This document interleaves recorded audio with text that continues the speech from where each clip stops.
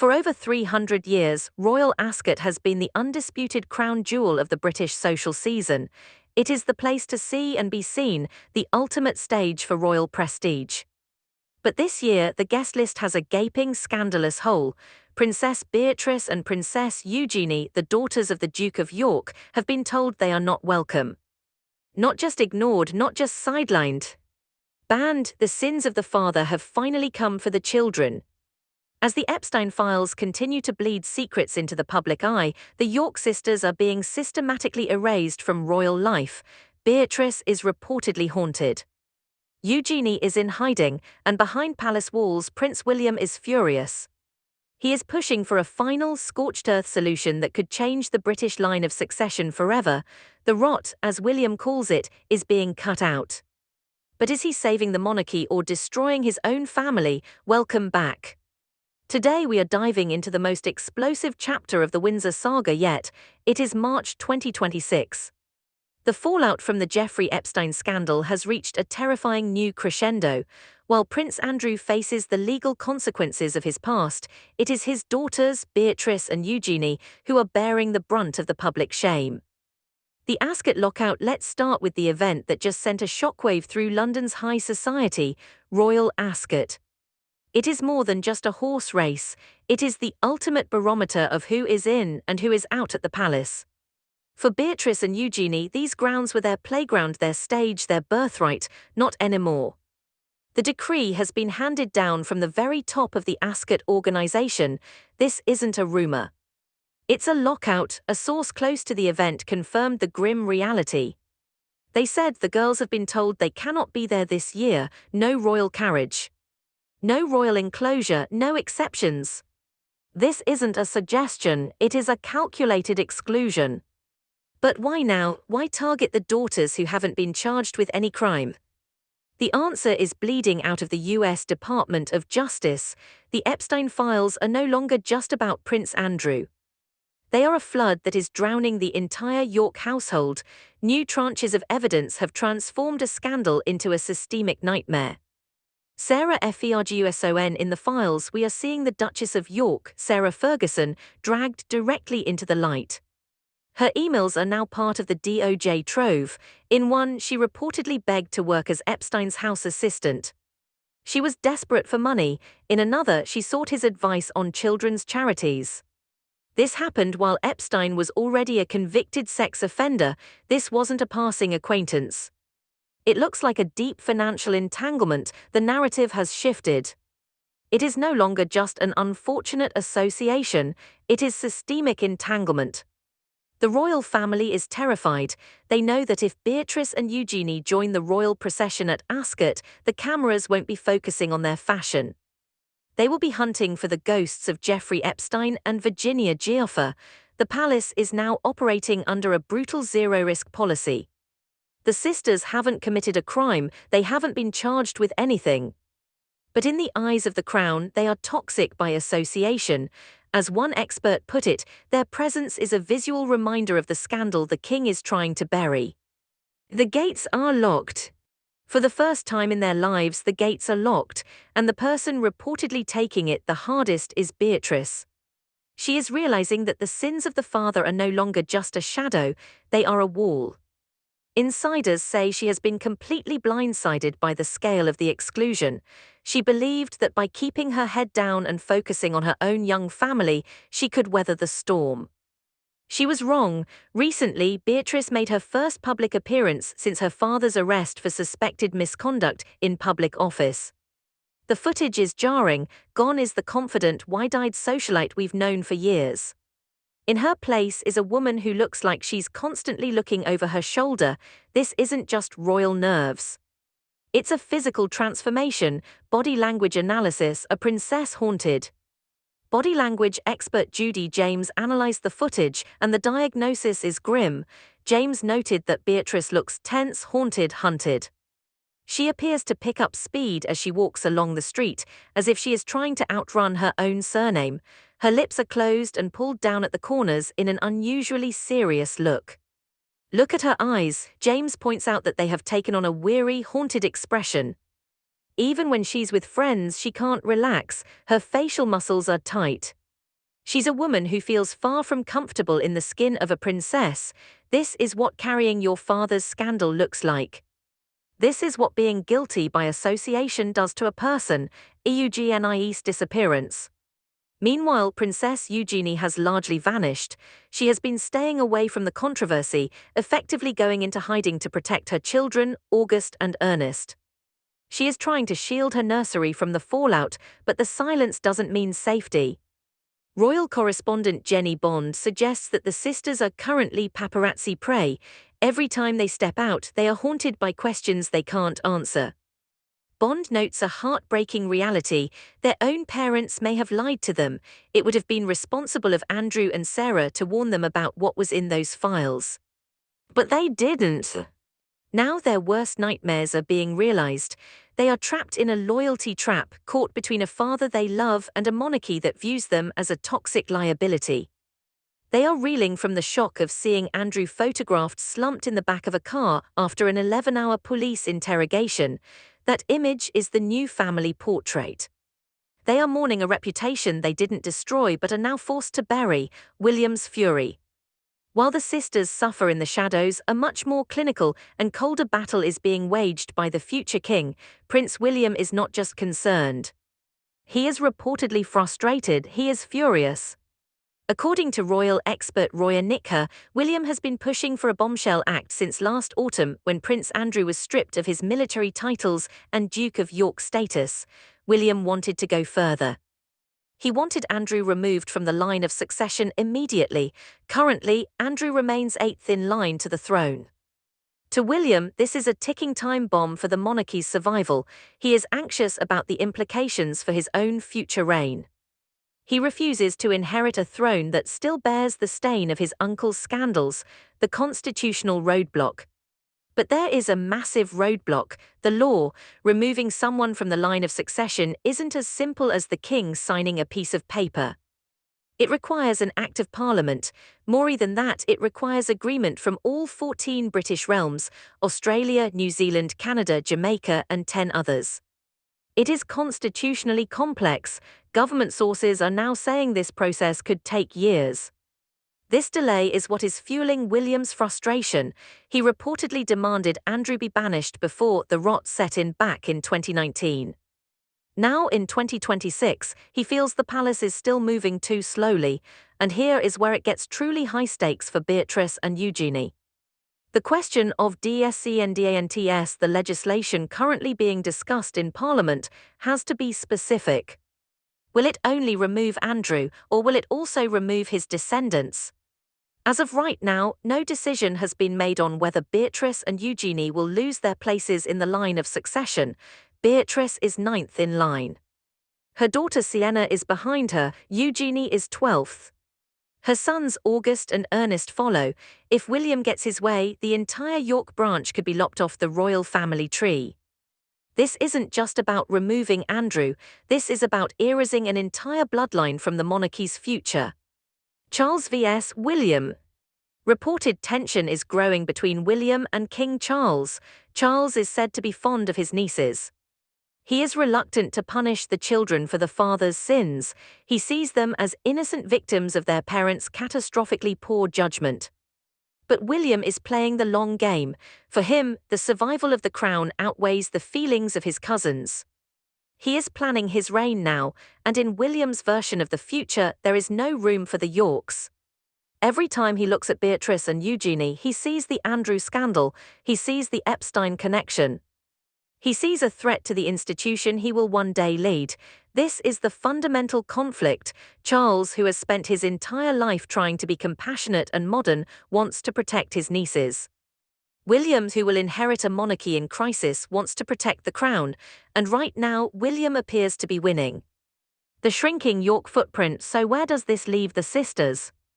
They are living in a state of unprecedented uncertainty. The physical symbols of their royal life are vanishing before their eyes. Their father has already been forced out of the Grand Royal Lodge.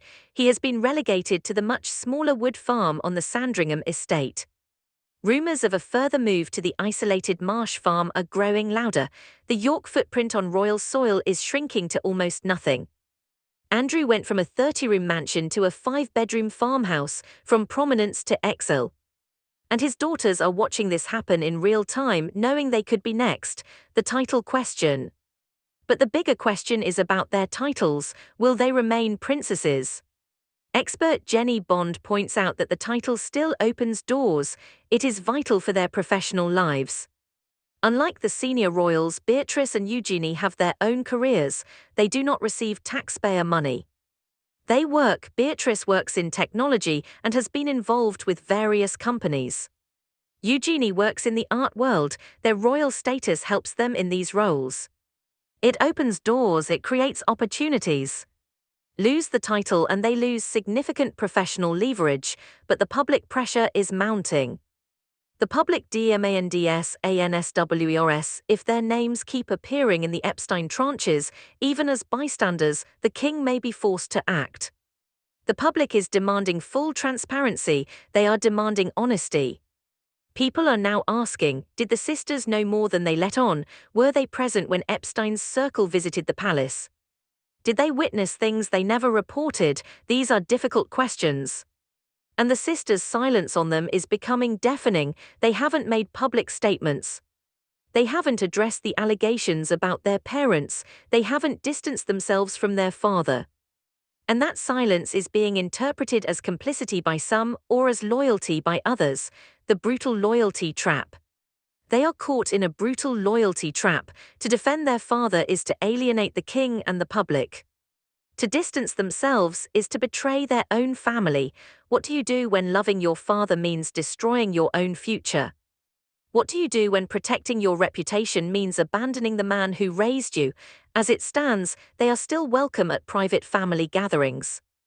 They will likely be at Sandringham for Christmas, but the public-facing official version of Beatrice and Eugenie is fading. The Ascot ban is the first major domino to fall. It signals to the world that while they may be family behind closed doors, they are no longer part of the brand. The modern erasure. We are witnessing a historical first, a modern erasure. In the past, royals were exiled to distant lands. Edward VII went to France. Today they are exiled by exclusion. They are removed from guest lists. They are cropped out of official photos. They are being slowly, systematically scrubbed from the official narrative of the British monarchy. Think about what this means. Beatrice and Eugenie were born into this family. They didn't choose their parents, they didn't ask to be princesses. They certainly didn't ask for their father to be associated with Jeffrey Epstein, but they are the ones paying the price. The social price, the emotional price. The reputational price, the physical toll. Look at Beatrice's face in recent photos, the haunted expression. The tense body language, the sense of constantly being hunted. This is what trauma looks like. This is what it looks like to carry shame that isn't yours but that the world insists belongs to you. Eugenie has chosen a different path, invisibility. She's gone dark. She's protecting her children by removing them from the public eye entirely, but that comes with its own cost. She's giving up the life she was born to live. She's surrendering her birthright to protect her sons from being tainted by their grandfather's scandal. The financial reality, and there's a financial reality here too. Beatrice and Eugenie don't receive money from the sovereign grant. They're not funded by taxpayers. They work for their income, but their royal status has been part of their value in the professional world. Their titles open doors, their connections matter. If they lose their titles, if they're removed from the line of succession, if they're banned from royal events, what happens to their professional lives? Do companies still want to be associated with them? Do their connections still have value, or do they become cautionary tales, examples of how quickly royal privilege can evaporate? The children's inheritance, and what about their children? Beatrice's daughter Sienna, Eugenie's sons August and Ernest. These children are currently in the line of succession, they are royals by birth. But if William has his way, they will be removed. They will grow up knowing they were supposed to be part of this family tree, but their grandfather's actions cut them off. How do you explain that to a child? How do you tell your daughter that she was supposed to be a princess, but great-uncle William decided the family couldn't risk keeping her in the line? That's the legacy Andrew has left his grandchildren, not titles. Not privilege, exclusion. The Charles-William divide, the tension between Charles and William on this issue, reveals a fundamental divide in how they view the monarchy. Charles, who has spent decades trying to modernize and humanize the institution, sees his nieces as victims. He wants to protect them. He doesn't want to punish the children for the father's sins. William sees it differently. He sees the monarchy as an institution that must survive at all costs, and if that means sacrificing Beatrice and Eugenie to protect the crown, so be it. He's ruthless in his calculation. The good of the many outweighs the good of the few. Or in this case, the survival of the monarchy outweighs the happiness of two women who happen to be his cousins. The Parliament question. And the parliamentary process adds another layer of complexity. For Andrew to be removed from succession, all 15 realms must agree. That's the UK, Canada, Australia, New Zealand, Jamaica, and 10 others. Each one has to pass legislation. Each one has to agree to this change. Some Commonwealth realms might be eager to distance themselves from the Andrew scandal. Others might see this as an opportunity to question why they still have the British monarch as their head of state at all. This could trigger Republican movements in countries that have been on the fence about the monarchy. The global implications, so William's push to remove Andrew could have unintended consequences. It could accelerate the decline of the monarchy in Commonwealth realms. It could give ammunition to Republicans who argue that the whole system is corrupt and outdated. It's a high-stakes gamble. William thinks cutting out the rot will save the monarchy. But what if it just exposes how fragile the whole structure really is? The media frenzy. And then there's the media aspect. Every time Beatrice or Eugenie appears in public, the cameras hunt them. They're not looking for fashion moments anymore, they're looking for signs of distress. They're looking for the story behind the story. They're waiting for one of the sisters to crack, to break down, to give them the emotional moment that will dominate headlines for weeks. Jenny Bond called them paparazzi prey. That's exactly what they are. They're targets. They can't go to a coffee shop without it becoming a story. They can't take their children to the park without photographers following them. They're living in a fishbowl and everyone is waiting for them to shatter. The question of knowledge the public wants to know: what did Beatrice and Eugenie know? When did they know it? Were they just naive young women who trusted their parents?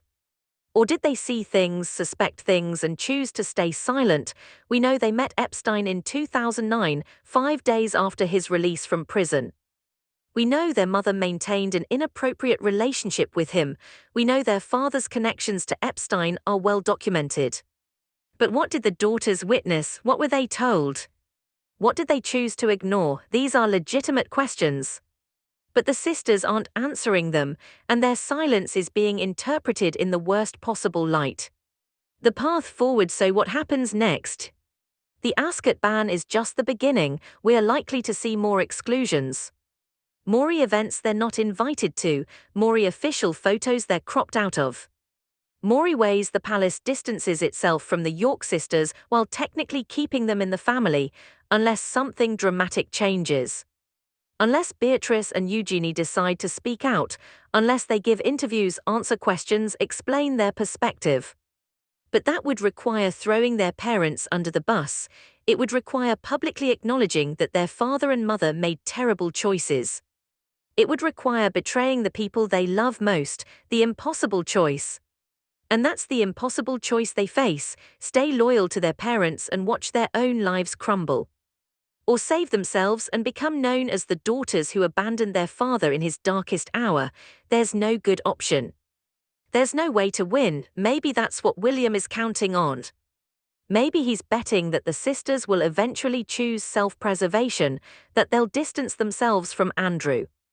That they'll publicly condemn his choices, that they'll do the work of cutting themselves off from their father so the king doesn't have to do it for them.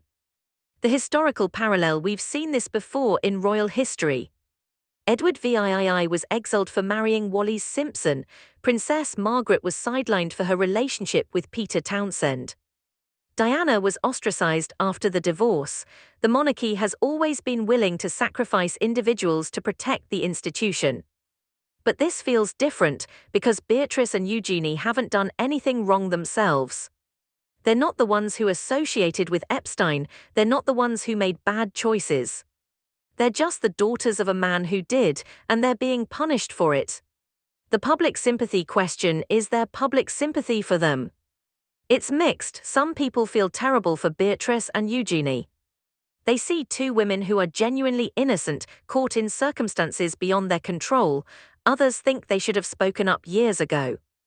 That they should have distanced themselves from their father when the allegations first surfaced, that their silence makes them complicit. The truth is probably that Beatrice and Eugenie are complicated human beings navigating an impossible situation. They love their father. They probably can't believe the things being said about him. They're in denial, or they're loyal, or they're terrified. Maybe all three. Conclusion: the final erasure. Beatrice and Eugenie did not choose their parents. They did not ask to be born into a family consumed by the most toxic scandal of the 21st century. But they are the ones paying the price. They are trapped in a cold limbo between royalty and commonality, between loyalty and survival.